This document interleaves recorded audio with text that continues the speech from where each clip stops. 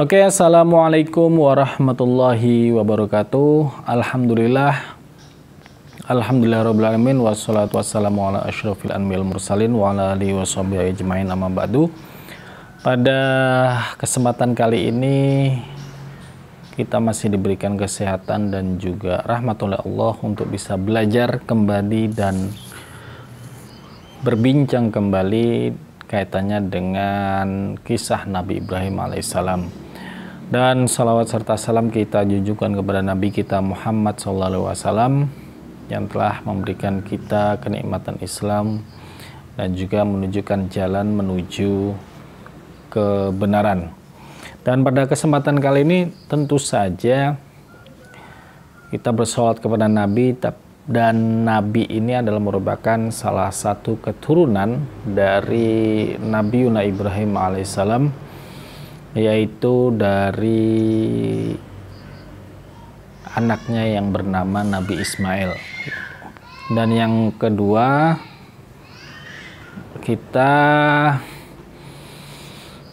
Nabi Ismail ini merupakan anak dari salah satu istri dari Nabi Ibrahim. Nah, bagaimanakah kisahnya Nabi Ismail dan saudaranya Nabi Ishak? Kita akan bahas kali ini bagaimana kesabarannya atas kelahiran mereka berdua, perjuangan ibu mereka dalam melahirkan, dalam menunggu, dan lain sebagainya. Pada kesempatan kali ini kita akan membahas tentang apa pendidikan yang nilai-nilai pendidikan yang dapat kita ambil atau kita pelajari, dan tentu saja semoga kita bisa terapkan dalam kehidupan kita sehari-hari dari kisah, yaitu kisahnya kelahiran Nabi Ismail dan juga Nabi Ishak. Yang pertama kita akan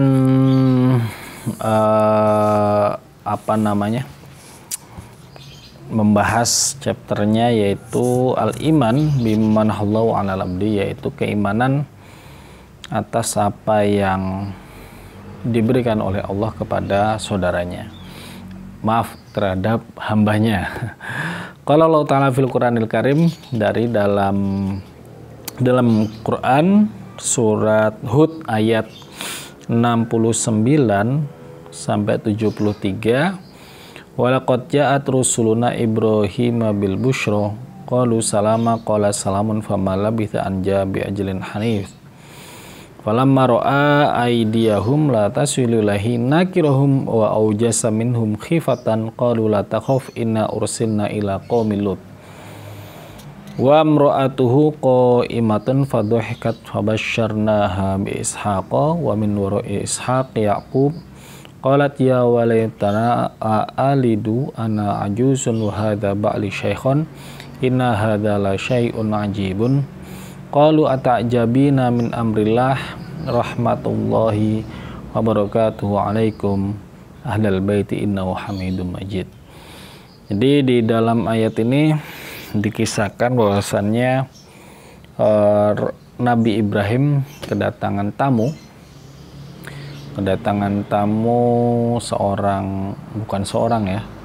beberapa manusia, tapi mereka ini adalah aslinya adalah malaikat. Dan malaikat ini datang untuk bertamu kepada Nabi Ibrahim alaihissalam. Walaqad ja'at rusuluna, artinya dan telah datang utusan, yaitu berupa malaikat, untuk mengabari tentang azab Allah yang akan diturunkan kepada kaumnya Madinatus Sodom, atau di kota Sodom, kota yang manusia-manusianya di dalamnya itu mereka melakukan LGBT atau melakukan hubungan sesama jenis. Nah, di dalam ketika mereka bertamu untuk mengabarkan masalah ini, dan seperti adatnya orang pada umumnya dan juga adatnya orang Arab pada waktu itu, ialah istrinya menyuguhkan berbagai macam hidangan lezat yang disuguhkan kepada para tamu ini. Ada daging dan lain sebagainya, konon katanya ada daging bakar dan seterusnya. Nah, ini adalah bentuk dari penghormatan seorang nabi kepada tamunya itu. Qalat malaikatus salama. Mereka ini nusalim ya. Orang mau bertamu itu kula nuwun dulu kalau zaman istilah kita. Nah, ini malaikat ini bertamu layaknya manusia. Dan apa yang dilakukan oleh Nabi Ibrahim dan juga istrinya sudah sesuai dan sangat sesuai dengan adat kita, juga sesuai dengan apa yang diajarkan oleh Nabi kita, yaitu ikramud duyuf, atau mendoakan untuk menghormati tamu spesial mungkin, semampu kita menyediakan yang terbaik dalam menyambut maupun dalam hidangan. Dan di dalam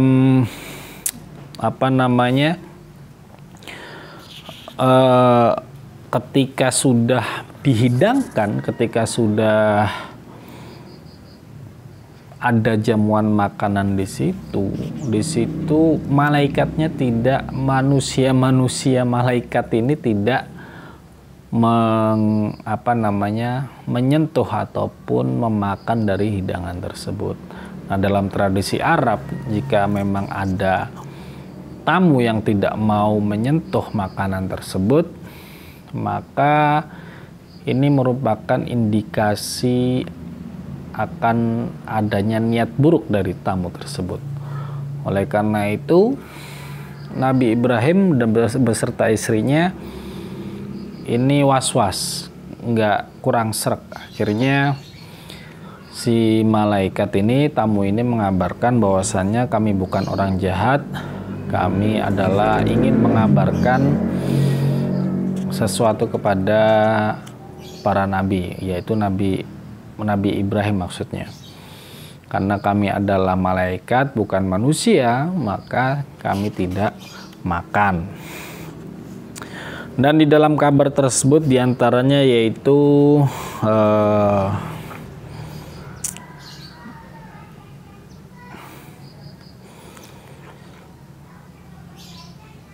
wa imra'atu qaimatun fadhahikat fa basyarnaha bi Ishaq min wara'i Ishaq Yaqub. Nah, ini akan mengabarkan bahwasannya si istrinya ini akan mendapatkan anak dari bernama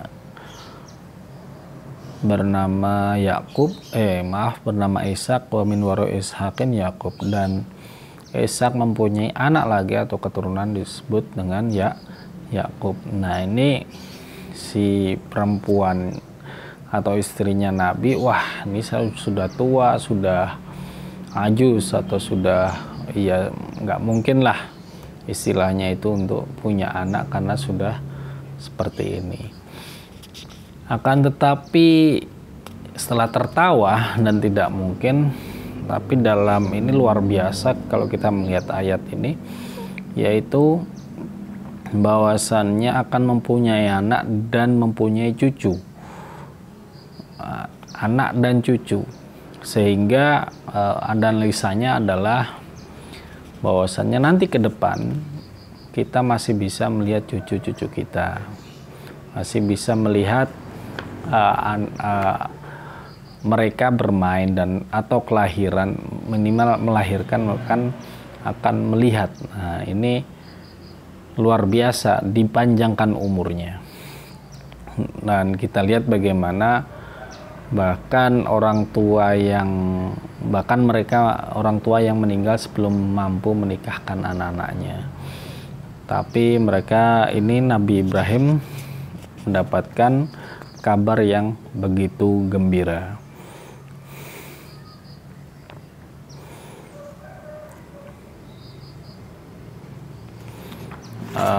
keajaiban inilah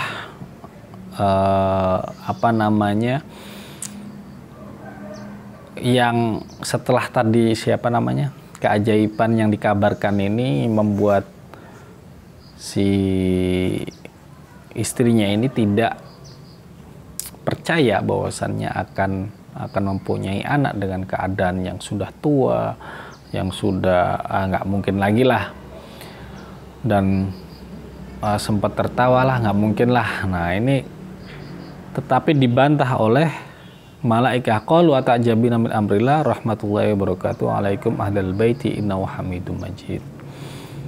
Mereka mengatakan, apakah kamu masih meragukan atau terheran-heran dari amrillah? Amrillah maksudnya itu ketetapan oleh Allah, rahmatnya juga, barokahnya Allah juga, alaikum ahlal baiti, atas kalian wahai ahlal baiti, innahu hamidum majid. Nah, sedang kata rahmah di sini tidak pakai tidak pakai tak marbutoh, tapi pakai tak yang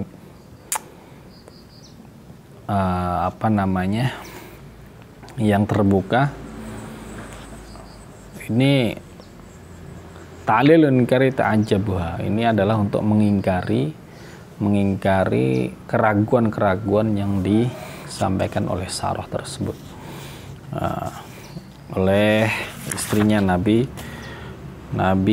Ibrahim. Oleh karena itu dibantah, wah nggak mungkin kamu masa meragukan rahmat Allah, masa meragukan apa yang disampaikan oleh Allah, berita baik ini, jangan sampai meragukan, ya istilahnya seperti itunya. Lalu selanjutnya al-yakin wa adamil ya'si min rahmatillah. Jadi sebenarnya ayat selanjutnya dalam surat Hud ayat 73 surat Al-Hijr ayat 51 sampai 56. Kalau Allah Ta'ala fi kitabil hakim, bismillahirrahmanirrahim. Bismillahirrahmanirrahim. Wa nabihum man dafi Ibrahim idh dakhalu alaihi faqalu salama qala inna minkum wajilu qalu la taujal inna nubashiruka bi ghulamin alim qala abasyartumuni ala amassanil kibaru fa bima tubashirun qalu basyarnaka bil haqq fala takun minal qanitin qala wa man yaqnatu mir rahmati rabbih illa dhalun.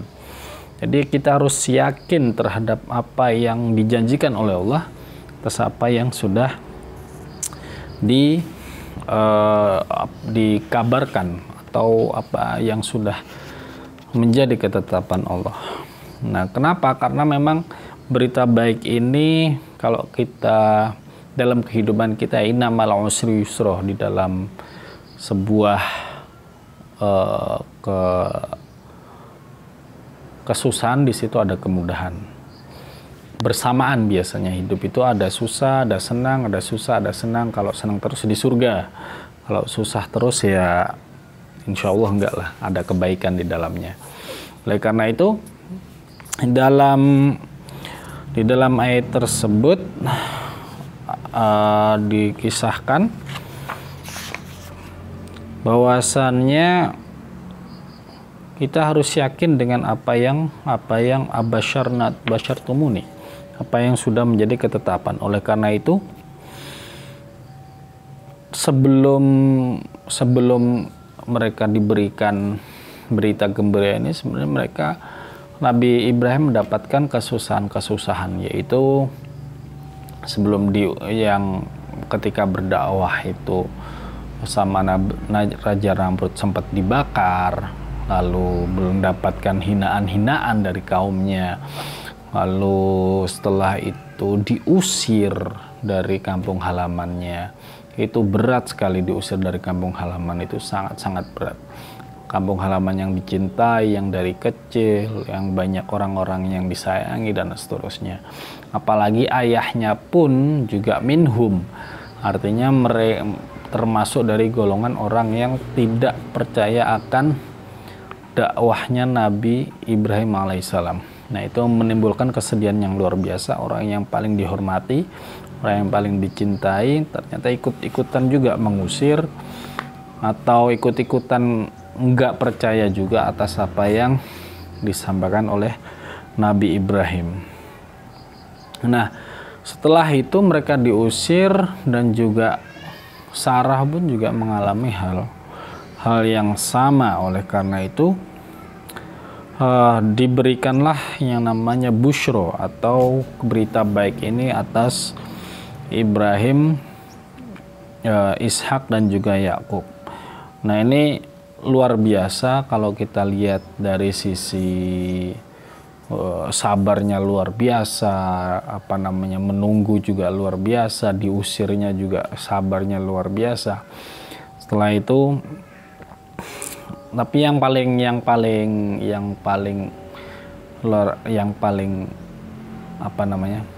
bagus adalah ketika si Nabi Ismail ini istrinya ini melahirkan sebuah anak yang akan menjadi sebuah kaum yang luar biasa, yaitu kaum Yahudi, kaum Nabi Israel, atau kalau kita menyebutnya itu Bani Israel, dari keturunannya Yakub dan juga Ishak. Nah, ini memutus rantai kekafiran sebenarnya,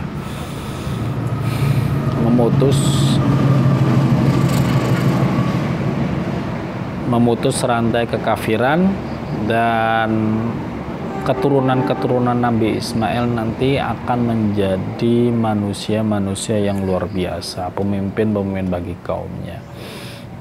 Sehingga di rantainya ayahnya itu sudah selesai yang namanya agama atau kekafiran, lalu muncul agama baru, yaitu agama tauhid, yang nantinya akan disebarluaskan oleh anaknya, oleh cucunya, oleh cicitnya, yang akan menjadi pemimpin-pemimpin bagi kaumnya tersebut. Dan kalau Nabi Ismail itu harus kita lihat, nanti kita akan belajar tentang kisah penyembelihan Ismail. Kita singgung sedikit. Setelah Nabi Ismail itu, setelah menunggu lama, setelah menunggu kelahiran yang setelah lahir pun Nabi Ismail ini, jangan lupa Nabi Ismail ini ketika sudah besar itu sudah sempat menikah 2 kali. Jadi bukan Nabi Ismail yang digambarkan di buku-buku itu masih umur belasan, sekiranya belum balik, tapi sebenarnya Nabi Ismail ini sudah 2 kali menikah. Yang pertama sempat dikunjungi oleh Nabi Ibrahim ketika pulang dari dakwah, dan setelah ketika masuk itu dia tidak bertemu dengan Ismail tapi istrinya, dan istrinya mengabarkan tentang kesusahan hidupnya, padahal makannya daging, minumnya susu dan lain sebagainya. Nah, oleh Nabi Ibrahim disuruhlah menceraikan istrinya tersebut. Oleh sebab itu diperintah Nabi Ismail untuk memisah atau bercerai, setelah itu menikah lagi. Nah, ini jangan, kalau misalnya Nabi Ismail belum menikah, Nabi Ismail belum mempunyai, otomatis tidak akan mempunyai keturunan yang nanti akan melahirkan baginda kita Nabi Muhammad SAW. Nah, ini yang perlu dipahami, karena Nabi Muhammad itu keturunan dari Nabi Ismail.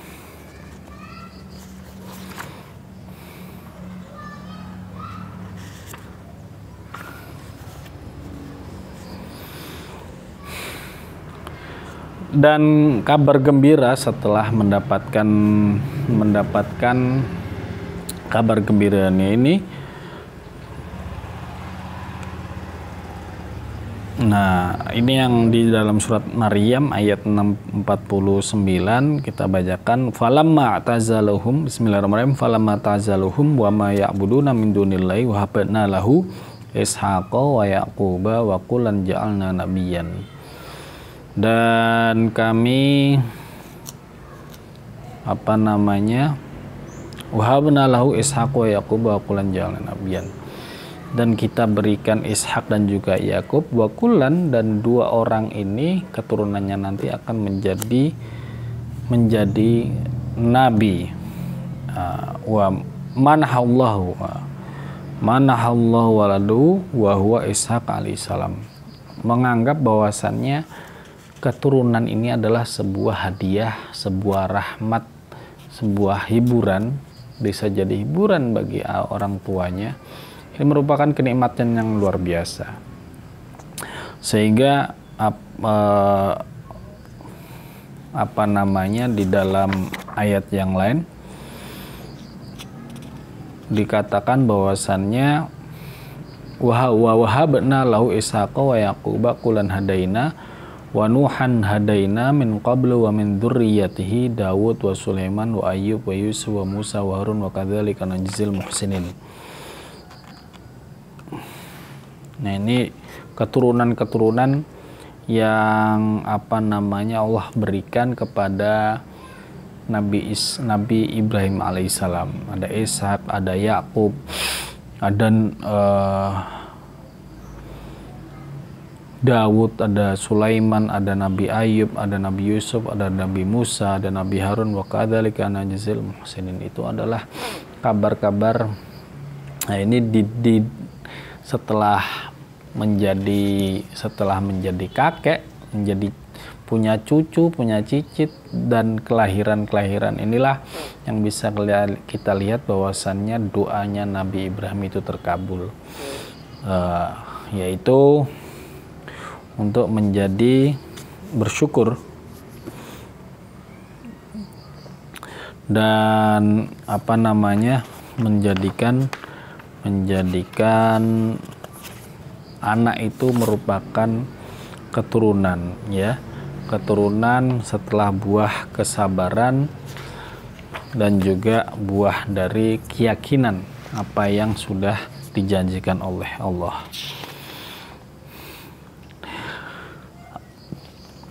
Keyakinan akan pertolongan Allah ini sangat penting, ya, di dalam kisahnya Nabi Ibrahim. Di ayat surat Ibrahim ayat 37, Rabbana inni askantu min dzurriyyati biwadin ghairi dzar'in inda baitikal muharram Rabbana liyuqimus sholata waj'al af'idatan minan nasi tahwi ilaihim warzuqhum min thamarati la'allahum yashkurun.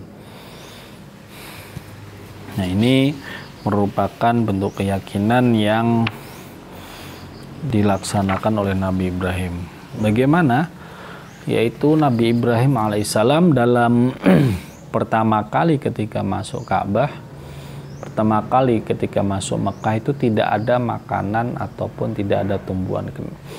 Itu semuanya adalah pasir, wadin, tidak ada yang bisa dimakan. Kenapa? Karena itu gersang, ya.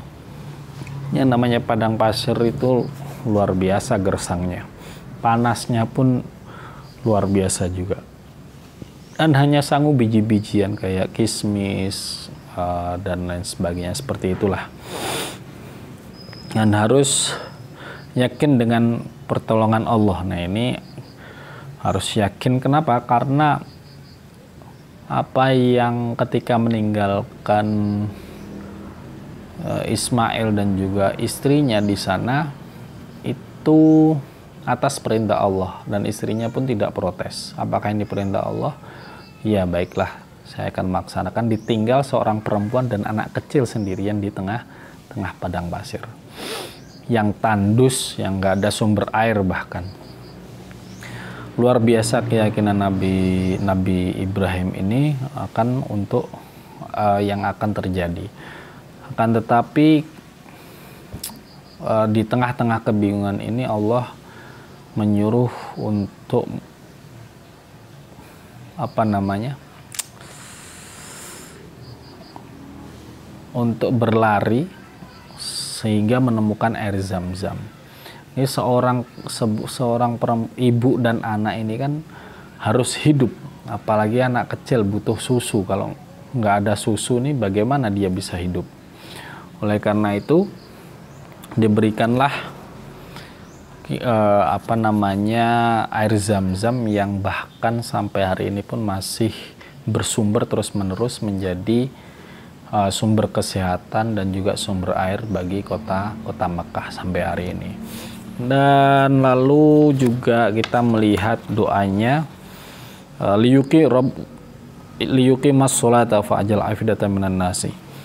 Jadi doanya itu untuk mendirikan sholat. Nah, untuk kita di sini untuk mendirikan sholat, untuk mendirikan ibadah sholat. Sholat dalam ini adalah ibadah yang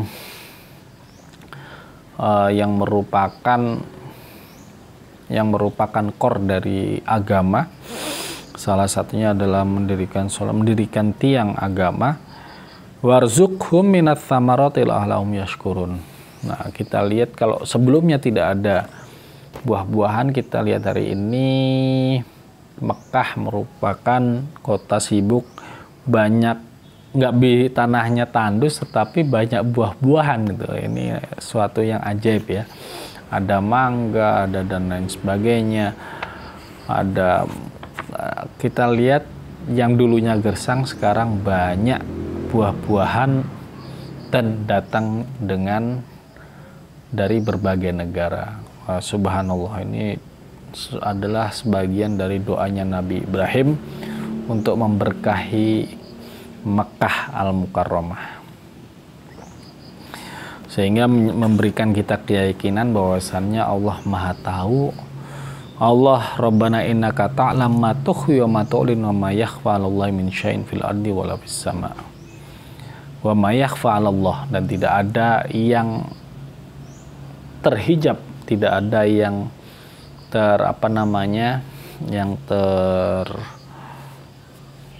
nggak terlihat oleh Allah. Semuanya terlihat oleh Allah fis sama' wal fil ard. Entah hari ini, entah besok, entah masa depan, Allah lah yang Maha Tahu. Oleh karena itu ridho bima qasama Allah, ridho dengan ketetapan Allah adalah salah satu bentuk keikhlasan dan juga keyakinan. Dan yang terakhir adalah doa Nabi Ibrahim lidzurriyyatihi, alhamdulilladzi, di surat Ibrahim ayat 39 sampai 40. Qala Allah Ta'ala, bismillahirrahmanirrahim, alhamdulillahilladzi wahabali 'alal kibar Ismail wa Ishaq inna rabbil sami'ud du'a rabbi ja'alni muqimas shalah wa min dzurriyyati rabbana wa taqabbal du'a. Jadikanlah waj'alni muqimas shalah, doa untuk mendirikan sholat,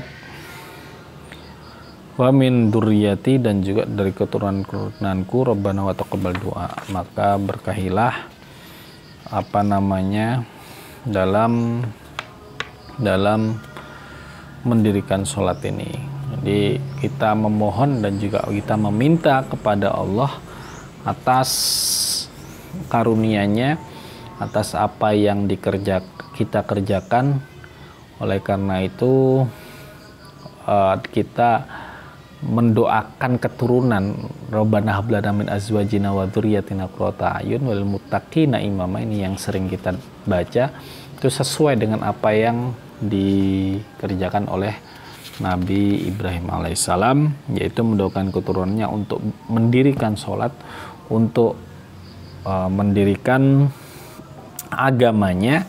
Dan Allah ini sangat suka sekali kepada hambanya yang meminta atau yang berdoa kepadanya. Di surat Al-Baqarah ayat 186, wa idza sa'alaka ibadi anni fa inni qaribun ujibu da'watid da'i idza da'ani falyastajibu li wal yu'minu bi la'allakum yarshudun. Dan jika memang hamba-hambaku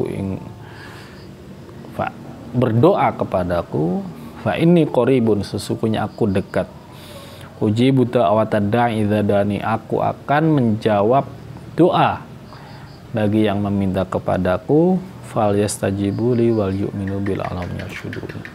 Maka mereka akan mendapatkan rusdi. Allah akan suka meminta kepadanya, berdoa dan seterusnya. Maka kita pun, Nabi aja berdoa, masa kita yang hamba biasa aja gak mau berdoa gitu kan. Oleh karena itu, doa adalah kekuatan yang utama bagi seorang muslim, bagi kita untuk menjalankan ibadah kita dalam keimanan dan juga keislaman. Nah, itulah pelajaran yang dapat kita ambil, kita rangkum bahwasannya kita harus yakin akan pertolongan Allah, kita harus yakin akan keikhlasan dan ketetapan Allah yang diberikan kepada kita, apalagi kesabaran dari ibunya Ismail maupun Ishak itu dalam menanti keturunan, dan kita harus legowo dengan takdir. Kita melihat bahwasanya mereka punya keturunan di umur-umur yang senja, bahkan beberapa mungkin dari kita lihat kisah-kisah teman-teman yang mungkin belum dikarunia anak sudah menikah 5 tahun, 7 tahun dan seterusnya. Semoga segera diberi keturunan, dan beberapa juga tidak diberikan oleh Allah keturunan. Maka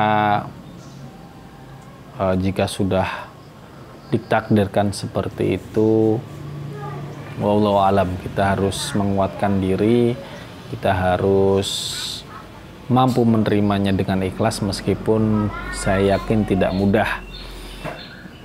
Dan keturunan inilah yang nanti akan menjadi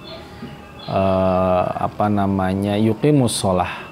Kata Gus Baha, kita niatkan untuk memelihara anak, kita niatkan untuk membiayai anak itu adalah untuk berdakwah, meninggikan kalimat Allah. Dan itulah yang dilakukan oleh Nabi Ibrahim, dan yang patut kita contoh. Setelah pendidikan tauhidnya juga ada, pendidikan kesabarannya juga ada, dan keyakinannya pun juga ada, serta kita harus yakin dan selalu senantiasa berdoa atas apa yang kita inginkan, kita panjatkan kepada Allah. Nah, itulah poin-poin yang dapat kami sampaikan. Syukron. Assalamualaikum warahmatullahi wabarakatuh.